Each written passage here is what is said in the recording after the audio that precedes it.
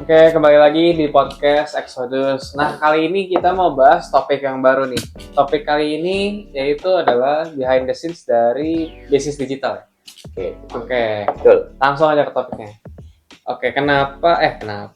Jadi, behind the scenes dari bisnis digital itu kan proses yang gak diketahui orang-orang, tapi cuma diketahui oleh orang-orang internal atau enggak sesama bisnis owner lah.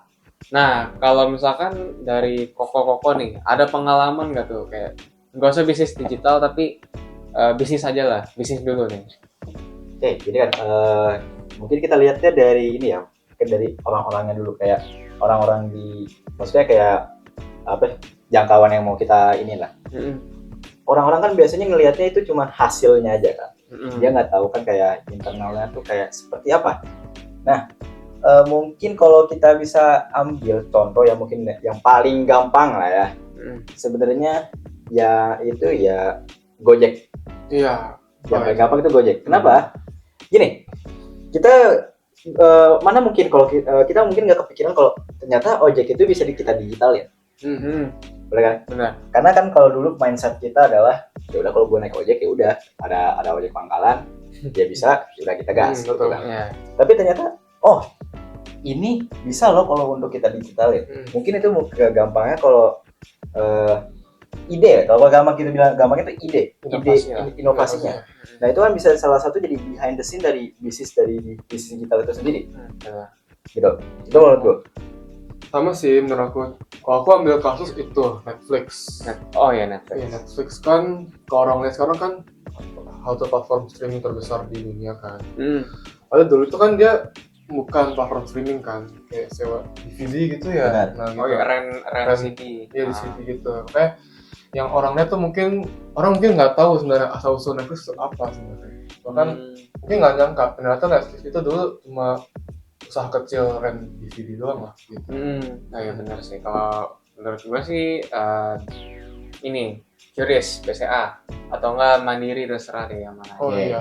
Nah itu pembayaran dulu kan kita tuh cuma mikir kayak kalau nggak pakai cash pakainya debit atau nggak pakai kredit kan. Nah cuman kan dari kita orang Indonesia tuh nggak ada yang kepikiran kalau misalkan pakai QR aja bisa bayar kan.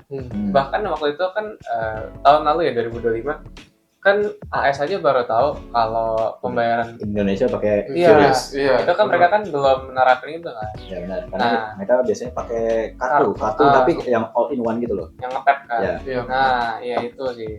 Nah, itu kan menurut gua inovasi yang luar biasa ya di Indonesia ya, karena nggak ada yang pikiran. Terus kalau dari kita lihat dari perusahaan ya, contoh aja kayak BCA ya. Dulu aplikasinya kan cuma paling buat ngecek rekening, buat ngecek mutasi rekeningnya. Tapi sekarang bisa buat payment, itu kan ada trial and error-nya kan. Betul. Nah, kalau menurut Koko nih, seberapa penting sih trial error itu? Sebenarnya trial and error itu secara langsung penting buat gimana kamu tahu masalah yang dihadapi gitu. Karena kalau misal kita pede menjalani bisnis tanpa trial and error itu sebenarnya tuh salah. Karena kita tuh nggak tahu sebenarnya yang dibutuhkan si pelanggan tuh apa.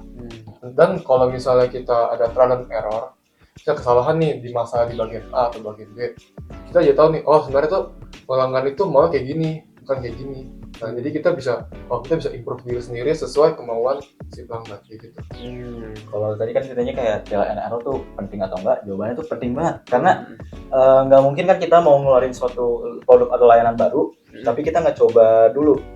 Kayak ya udah gue kepikiran bikin ini, udah gue langsung eksekusi aja. Tapi tanpa mikirin pertimbangan apa yang bakal terjadi kalau misalnya ini kan layanan tersebut ternyata nggak berfungsi. Jadi kan layanan yang ada, misalkan nggak trial and error ya, layanan yang ada launching nggak kepake terus dibuang lagi kan, jadi kan sayang banget gitu. Dan gunanya trial and error ini kan biar kita tahu nih kira-kira apa sih yang masyarakat butuhin tapi ternyata di kita belum ada, dan juga mungkin udah ada tapi dilihat nih apakah solusi ini berguna bagi masyarakat apa enggak. Jadi kuncinya ya trial and error itu benar-benar sepenting itu. Iya.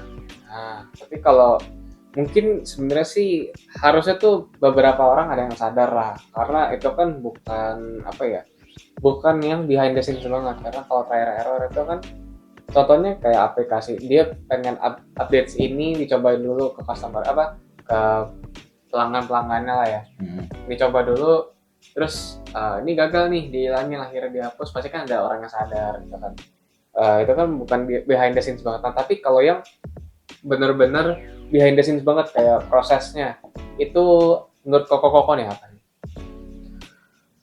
Sebenarnya kok behind the scenes yang bener kita semua tuh nggak tahu ya itu, karena mereka tuh banyak jatuh bangunnya gitu. Contoh kayak siapa ya?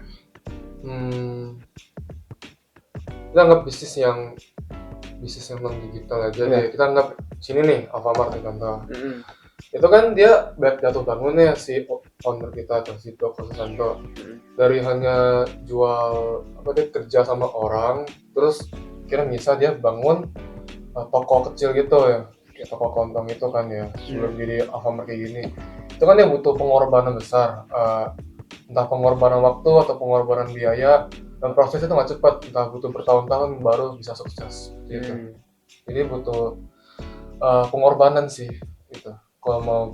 Kalau mau kelihatan kenapa mereka tuh sebenarnya bisa sukses gitu, padahal butuh banyak biaya. Sebenarnya kalau kita lihat dari di digital ya, itu kalau paling gampang tuh dari ya kita pernah ikut KI Alphagif. Oh iya, Alphagif. Kan? Sebenarnya yang paling prosesnya itu yang kita nggak tahu adalah inovasi apa sih yang sedang mereka lakukan di dalam perusahaan tersebut. Apa sih yang mau mereka kasih ke masyarakat? Kayak contohnya Alphagif, ternyata di internalnya Alphagif waktu itu juga dia ngasih tahu nih ada beberapa brief yang mungkin kita nggak bakal kasih tahu apa, cuman kayak oh ini loh yang bakal kita kasih ke customer, tapi kita coba dulu secara benar-benar internal timnya dulu. Jadi yang dicoba adalah ya dari internal timnya itu sendiri, gitu. Oke, kalau menurut gue sih ada sebenarnya sih satu yang mungkin proses itu semua orang lupa sekarang ya, cuman pas dulu tuh sempat booming banget kan. Pas zaman 2017 itu ada yang namanya Musical.ly. Kalau sekarang tuh TikTok kan ya. Nah, dulu tuh kan Musical.ly kayak apa sih, orang cuma bikin video joget-joget, musik dan lain-lainnya. Terus akhirnya mungkin agak sedikit redup lah ya. Terus habis itu pas zaman Covid tiba-tiba booming lah TikTok. TikTok itu kan yang update semuanya dari berita, terus video-video yang tren segala macam jadi TikTok kan.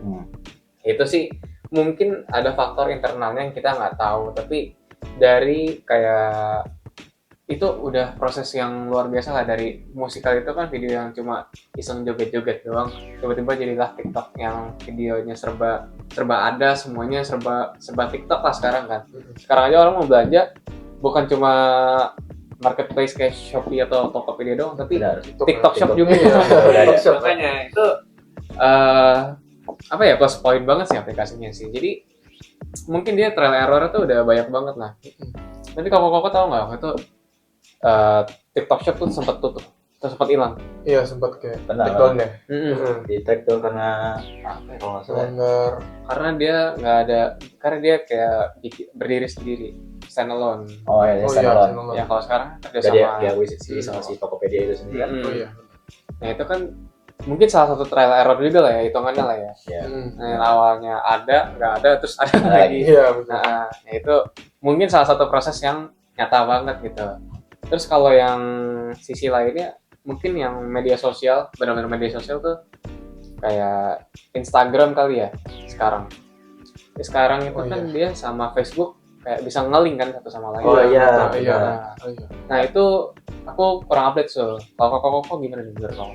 Soalnya gini, kalau Facebook sama Instagram kan emang satu perusahaan ya. Jadi kan cara untuk nge-linknya aja kan juga harusnya bisa dibilang lebih mudah, karena ya kita nggak butuh dua akun di dua aplikasi, tapi kita cuma butuh satu akun di satu aplikasi untuk dua aplikasi. Itu kan gitu ya. Ya itu jadi kan bisa ngegampangin si usernya itu sendiri. Jadi kan user gak usah bikin dua akun di dua aplikasi, tapi dia cuma bikin satu aja, tapi dia bisa nge-link ke yang lain secara gampang, gitu. Dan mungkin ini kalau kalian mau nge-post sesuatu gitu kan, misalkan di post di Instagram, nah itu juga bisa langsung nge-link juga ke Facebook. Jadi nge-post sekali tapi bisa di dua aplikasi yang berbeda langsung. Kayak nge-post di satu aplikasi tapi tiba-tiba kedua-duanya. Ya, betul kayak gitu. Makanya cepet. Yang pasti kan kalau dilihat dari behind the scene-nya itu kan pasti kan udah banyak pengorbanan dari tim internalnya itu sendiri yang mungkin aja dia ngabisin duit, dia ngabisin tenaga, waktu, pikiran yang pasti kan kita nggak tahu nih ya karena kita cuma menikmati hasil akhirnya aja. Tapi kan kita nggak tahu apa yang terjadi di dalamnya kayak gitu. Iya betul. Apalagi sampai kerja sama tuh ya. Nah, apalagi bisa sampai Instagram. Kita kan sama. Dulu kan kalau nggak Facebook Instagram. Ya kalau nggak Facebook, kalau Instagram kayak gitu. Sekarang malah nge-link mereka. Iya. Ya itu sih sebenarnya sih kalau yang pengen aku tahu opini dari Koko untuk podcast hari ini. Ya terima kasih ya Koko. Nah, jadi itu dia podcast tentang behind the scene dari bisnis digital ini nih. Nah, kalau kalian penasaran juga sama podcast yang begini ya, kalian bisa cek aja langsung di akun Exodus dan jangan lupa untuk like, share, komen dan juga subscribe. Bye bye.